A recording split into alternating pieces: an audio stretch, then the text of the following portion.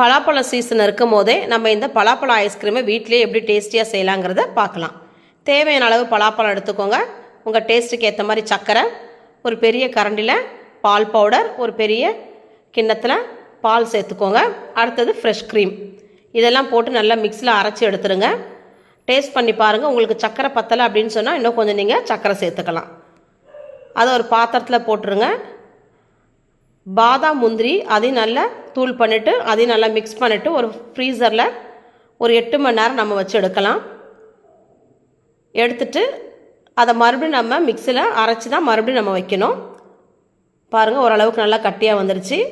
மிக்ஸியில் அதை எடுத்து நல்லா அரைச்சிட்டு மறுபடியும் நம்ம ஒரு பாத்திரத்தில் ஊற்றி வைக்கலாம். ஊற்றிட்டு ஒரு 8 மணி நேரம் கழித்து நம்ம எடுத்தோம்னா நல்லா ஜில்லுன்னு இருக்கும். குழந்தைங்க நல்லா விரும்பி சாப்பிடுவாங்க. ஸோ இந்த சீசன் இருக்கும் போது நீங்கள் இதை செஞ்சு பாருங்கள். நல்லா டேஸ்டியாக இருந்துச்சுங்க. நீங்களும் இதே மாதிரி செஞ்சு பாருங்கள். உங்களுக்கு பிடிச்சிருக்கும்னு நினைக்கிறேன். பிடிச்சிருந்தால் லைக் பண்ணுங்கள், ஷேர் பண்ணுங்கள், கமெண்ட் பண்ணுங்கள், மறக்காமல் சப்ஸ்கிரைப் பண்ணுங்கள். தேங்க்யூ.